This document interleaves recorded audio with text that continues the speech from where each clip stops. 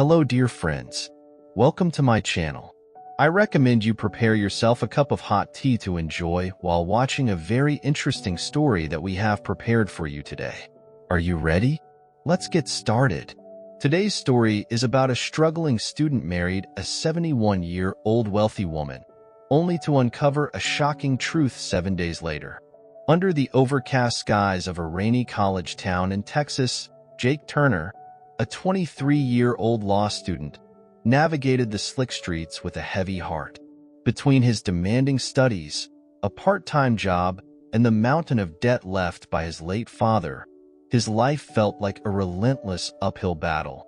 His phone buzzed, interrupting his thoughts. "Jake Turner speaking," he answered. A composed, confident voice replied, "Mr. Turner, this is Victoria Lane. I need to meet with you to discuss your financial situation." Jake frowned. "I'm sorry, who are you? How do you know about?" she interrupted, her tone unyielding. "I know enough. Meet me at Lane's Bistro at 7 p.m. It's important." The line went dead before Jake could object. Confused but curious, he arrived at the upscale cafe just as the rain intensified. Inside, the warmth of the lighting contrasted sharply with the storm outside. In the corner, Victoria Lane sat poised, her silver hair elegantly styled, her tailored suit a symbol of wealth. "Mr. Turner," she greeted, gesturing for him to sit. Her voice was calm, yet authoritative. Jake hesitated, but took the seat across from her. "Ms. Lane, what is this about?" She sipped her tea before responding, straight to the point. "I like that, Jake. I know about your debts, the ones your father left behind. I know how hard you're struggling. I'm here to offer you a way out." Jake's brow furrowed. "What are you talking about?" She set down her cup, her piercing gaze locking with his. "Marry me." The words struck like lightning, leaving Jake stunned. "I'm sorry, what?" he stammered. "You heard me," Victoria said firmly. "This isn't about love. It's a business arrangement. I'll erase your debts and secure your future. In return, you'll be my husband." Jake let out a short, disbelieving laugh. "Why me? You don't even know me." Victoria leaned forward slightly, her expression unwavering. "Exactly. You're young, unattached, and desperate enough to consider this. I don't need love, Jake. I need a companion, a partner in name only." Her voice softened. "I've spent my life alone. No children, no family. I want companionship, even if it's just for appearances. And I need control over my legacy. A husband solidifies that." Jake stood abruptly, his chair scraping against the floor. "I can't. I need time to think."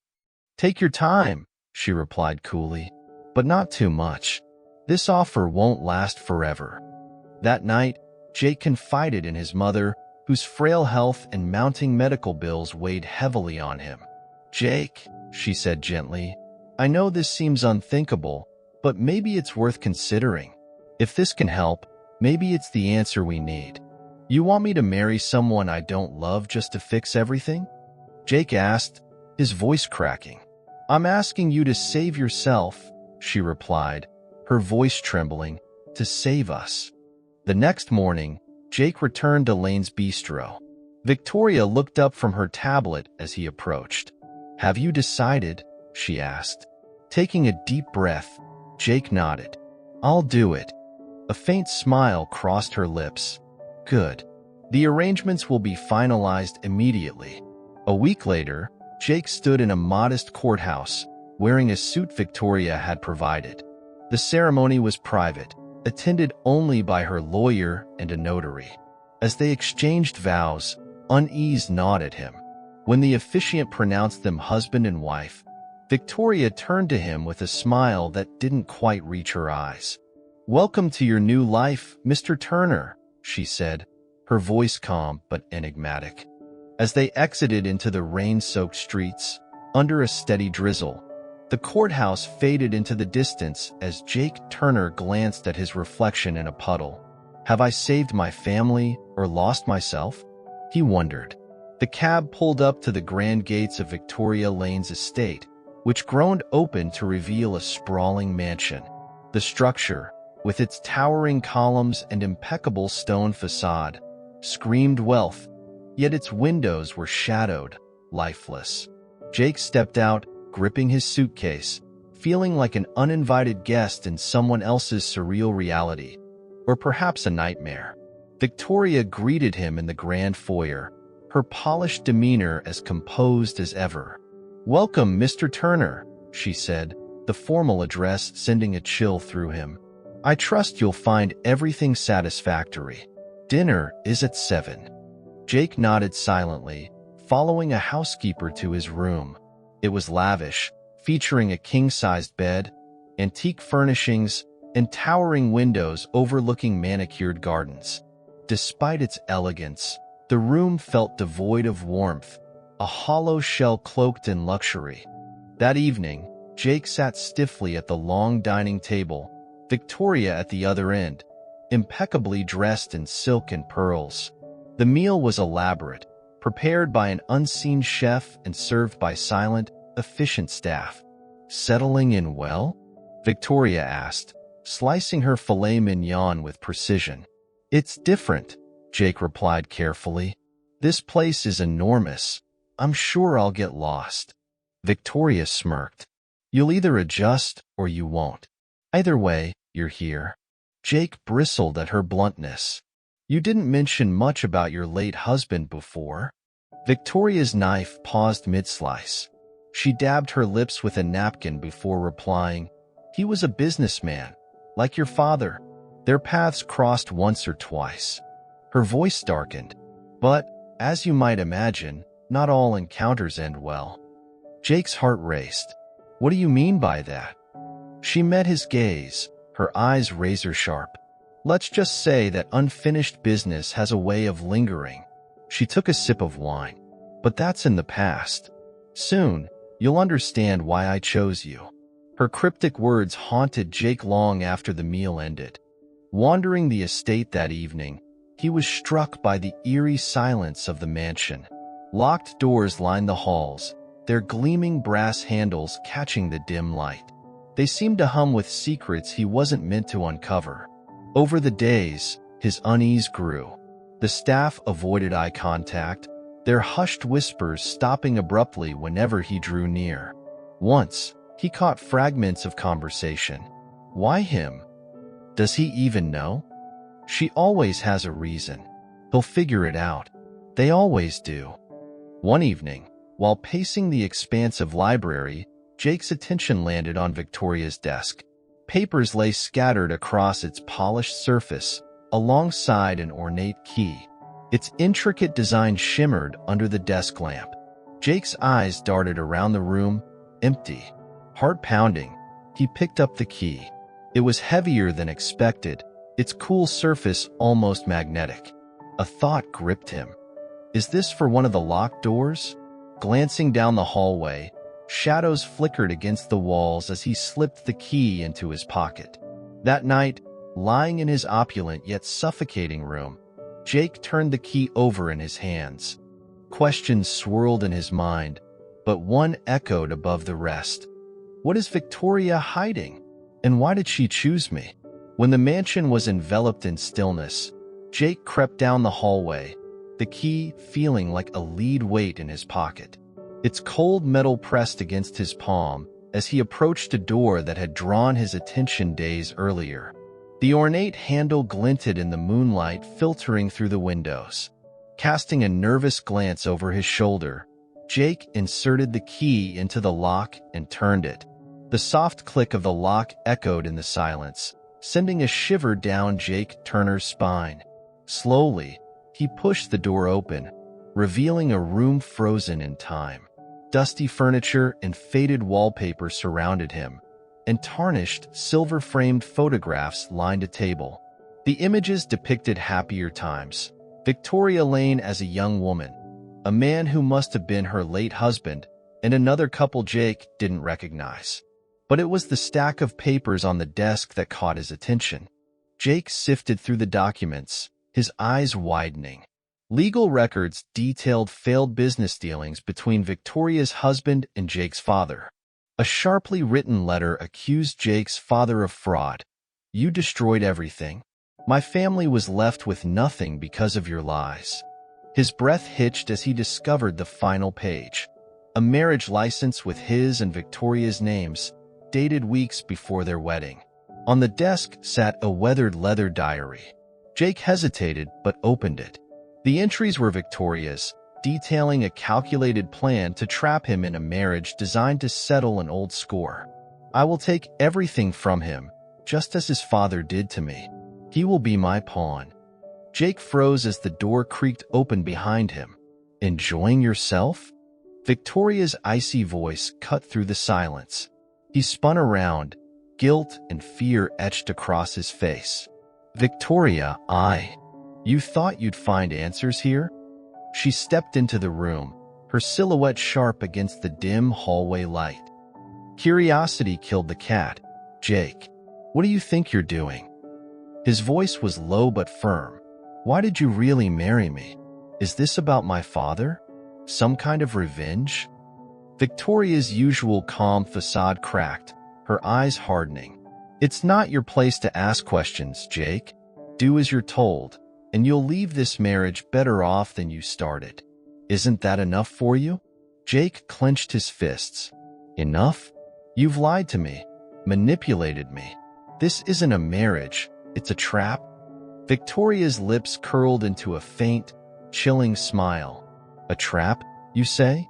Perhaps you should have thought twice before signing those papers." She stepped closer, her tone venomous. "You may think you're clever, Jake, but you're just like your father, blind to the damage you cause until it's too late." Jake glared at her, the weight of his father's legacy pressing down on him anew. "If you hated him so much, why punish me? I had nothing to do with what he did to your family." Victoria stared at him for a long moment, the tension stretching thin. Finally, she turned on her heel. "You're in over your head, Jake. Stay out of matters that don't concern you." With that, she left, her footsteps fading into the distance. Later that night, Jake lay wide awake in bed, Victoria's words haunting him. The damning documents and diary entries swirled in his mind. Why had she gone to such lengths to ensnare him in her schemes? Was it all just about revenge? His thoughts were interrupted by the sound of Victoria's voice. He crept toward her study, pressing his ear against the door. "Make sure the transfer is complete," she said sharply. "We can't let him back out now. Time is running out." Jake's blood ran cold. Whatever was happening, he was in far deeper than he could have imagined. The next evening, Jake found himself in the grand library, his thoughts a maelstrom of fear and confusion. The once majestic estate now felt like a gilded cage, its luxury hiding dark and sinister secrets. Desperate for clarity, he approached Mr. Caldwell, the estate's head butler, a man whose calm demeanor hinted at knowledge unspoken. "Mr. Caldwell," Jake began, his voice trembling, "I need your help. Something isn't right here." The older man studied him, hands clasped behind his back. "Mr. Turner, I was wondering how long it would take for you to come to me. You know something, don't you?" Jake pressed. "About Victoria, about all of this?" Mr. Caldwell hesitated, his gaze unwavering. "You're not the first young man to find himself drawn into Victoria's world. She is clever, resourceful, and ruthless when it comes to her goals." Jake's chest tightened. "Why are you still here if you know all this?" Mr. Caldwell's lips thinned into a grim line. "Because, Mr. Turner, someone has to keep watch, and someone has to warn you. If you know what she's capable of, why are you still here?" Jake asked. Mr. Caldwell's expression softened, a flicker of regret passing across his face. "Some of us don't have the luxury of walking away." Determined to escape Victoria's web, Jake began formulating a plan. He reached out to his trusted law school friend, Ryan, Under the guise of discussing a hypothetical scenario, Ryan, hypothetically, if someone signed a contract under coercion or false pretenses, is there a way to void it? Ryan raised an eyebrow. Hypothetically, yes. It depends on the evidence. Why? Are you in some kind of trouble? Jake deflected quickly. No, just a class project. Thanks, man. Over the next few days, Jake carefully searched Victoria's office whenever she was away, hoping to uncover clues about her obsession with his father. Late one night, he discovered an envelope addressed to his father. The letter, written in Victoria's sharp handwriting, was filled with scathing accusations, embezzlement, fraud, and deceit. It detailed how Jake's father's actions had financially ruined her family and contributed to her husband's fatal heart attack. You left us with nothing. My husband couldn't take the stress, and he's gone because of you. I will make your family pay for what you've done. Jake's stomach churned. Victoria's actions weren't just about money. They were driven by years of grief and anger. Returning the letter to its hiding place, Jake resolved to act. He couldn't let himself be used as a pawn in her vendetta. That morning, Victoria confronted him in the breakfast room. Her icy demeanor cut through the quiet. You've been busy, haven't you? Jake froze, his spoon halfway to his mouth. I don't know what you're talking about. Victoria smiled coldly. Don't play coy with me, Jake. If you think you can outsmart me, you're mistaken. I've dealt with far craftier opponents than you. Jake swallowed hard, forcing his voice to remain steady. I don't know what you're accusing me of, but I'm not doing anything wrong. Victoria leaned closer, her voice dropping to a venomous whisper. If you betray me, you'll regret it. Remember that. Straightening, she left the room, leaving Jake to grapple with the growing realization that escape might be as dangerous as staying. But staying meant surrendering his life to Victoria's twisted plans, a fate he refused to accept. The air in the estate felt heavy as Jake paced the library, the weight of his discoveries pressing on him. The private investigator he'd secretly hired had just confirmed the devastating truth. Victoria's late husband, Harold Lane, had been swindled by Jake's father in a fraudulent real estate deal. The deal had stripped the Lane family of their fortune and contributed to Harold's fatal heart attack. Victoria's proposal to marry Jake was more than a calculated plan to settle old scores. It was her way of ensuring his family suffered even beyond the grave.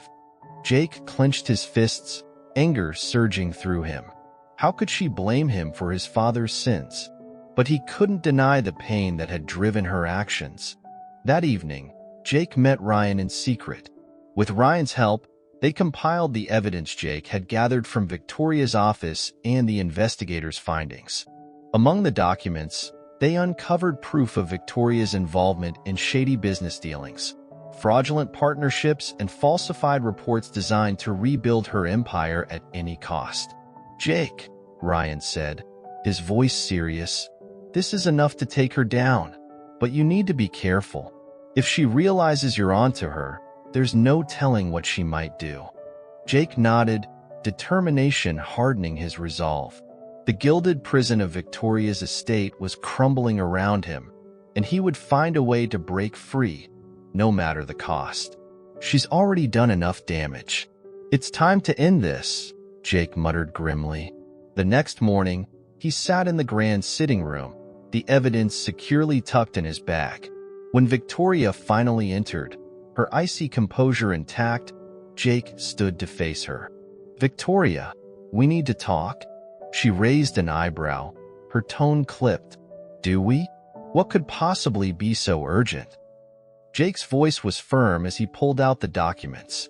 I know everything about my father, about Harold, about what you've been doing to rebuild your fortune. For the first time, Victoria's calm exterior faltered. Her eyes flicked to the papers in Jake's hands. You've been snooping again, haven't you? Do you even understand what your father did to my family? Jake stepped closer, his voice rising. I understand it wronged you, but what about the people you've hurt along the way? What about me? I didn't do anything to deserve this. Victoria's jaw tightened. And my family deserved to lose everything? My husband deserved to die of stress and heartbreak while your father lived comfortably? Don't talk to me about fairness, Jake. Jake's hands shook as he held up the evidence. Revenge won't bring him back, Victoria, and it won't undo what happened. You've spent your life consumed by this, hurting innocent people, ruining lives. When does it end? Victoria's shoulders sagged slightly, and for a fleeting moment, Jake thought he saw something close to regret in her eyes. Jake, she said softly, you remind me of him, Harold. That same fire, that same stubbornness. I didn't expect to feel anything for you, but here we are. Jake hesitated, caught off guard by her admission. If you really feel that way, then stop this. Let it go before it's too late. Before Victoria could respond, the sound of car tires crunching on gravel echoed through the estate. Moments later, uniformed police officers entered the room, accompanied by Ryan. Victoria Lane, we have a warrant for your arrest, one officer announced. You're being charged with multiple counts of fraud and conspiracy. Victoria's face hardened as she turned to Jake. You called them. Jake met her gaze, his voice steady. You left me no choice. As the officers led Victoria away, she turned back one last time. You may think you've won, Jake, but revenge isn't so easily undone. Be careful it doesn't consume you too. Jake watched her go, a mix of relief and sadness washing over him. He had exposed the truth and protected himself, but her parting words lingered. Could he truly escape the shadow of their shared past? The gavel's sharp bang echoed through the courtroom, marking the end of Victoria Lane's trial. Jake sat silently in the back row, watching as the once commanding woman faced the consequences of her actions. Despite everything, his testimony had helped reduce her sentence. He hadn't done it out of sympathy, but out of a deep understanding of their complicated history. Victoria turned briefly in her seat, her gaze meeting Jake's. There was no trace of the cold calculation that had once defined her. Instead, she offered a faint, almost apologetic nod. Days later, Jake was summoned to the estate one final time. The grand house, once intimidating and isolating, now felt empty. Victoria had arranged for him to receive the property's deed. The estate lawyer handed Jake a letter written in Victoria's elegant handwriting. It was never about the money, Jake. It was about closure. Harold deserved justice, but I lost sight of what truly mattered. You've shown me something I thought I'd forgotten, the capacity to move forward. This estate is no longer a monument to my pain. It can be something more. Use it well. Jake sold the estate, a decision that came easily. Its grandeur had been a gilded cage for both of them. The proceeds allowed him to pay off his family's debts, freeing his mother from the shadow of his father's mistakes. With the remaining funds, Jake established a scholarship fund in Harold Lane's name, honoring the man who had unknowingly become a casualty of the feud. Returning to law school felt like a homecoming. This time, Jake was determined to use his education for good. He began interning at a legal aid center, helping others escape the kind of entanglements that had once ensnared him. One crisp autumn afternoon, a letter arrived for Jake. The handwriting on the envelope was instantly recognizable. Sitting on a park bench near campus, he carefully unfolded the paper. Victoria's letter read, Jake, I've had much time to reflect. For years, I believed that revenge would heal the wounds Harold's death left behind. But I now see that revenge is its own prison. Your kindness, even in the face of my mistakes, taught me something I never expected. Forgiveness is not weakness, it is strength. Thank you for being better than the world around you. Thank you for showing me that we can break the cycles we inherit. I hope you find the happiness I never could. Victoria. Jake stared at the letter for a long time, letting the words sink in. Folding it carefully, he tucked it into his jacket pocket, feeling an unfamiliar sense of peace. A year after Victoria's arrest, Jake stood before a group of scholarship recipients at a small ceremony. Behind him hung a simple plaque that read, "The Harold Lane Scholarship Fund for Second Chances." Jake addressed the crowd with conviction. This fund isn't just about money. It's about creating opportunities for those who might otherwise be overlooked. It's about transforming pain into purpose. After the ceremony, Jake sat alone for a moment, reflecting on the whirlwind of the past year. His life had been irrevocably changed, but for the first time, he felt like he was moving in the right direction. As Jake walked away from the ceremony, a soft smile graced his face. He glanced up at the clear sky, feeling the weight of the past finally lifting. Victoria's letter remained in his pocket, a quiet reminder of the lessons they had both learned about redemption, justice, and the transformative power of forgiveness. Thank you for joining us on this incredible journey of resilience, redemption, and forgiveness. Jake's story reminds us that, even in the face of betrayal and hardship, the choices we make can lead to healing and new beginnings. If this story touched your heart and inspired you, please give it a thumbs up and share it with your friends and loved ones. Let's spread the message of hope and second chances far and wide. And if you haven't already, subscribe our channel for more heartfelt stories that remind us of the power of compassion, forgiveness, and love. Thank you for watching, and we'll see you next time with another soul-stirring journey. Until then, take care and cherish the lessons life brings. And now, goodbye and see you in the next videos.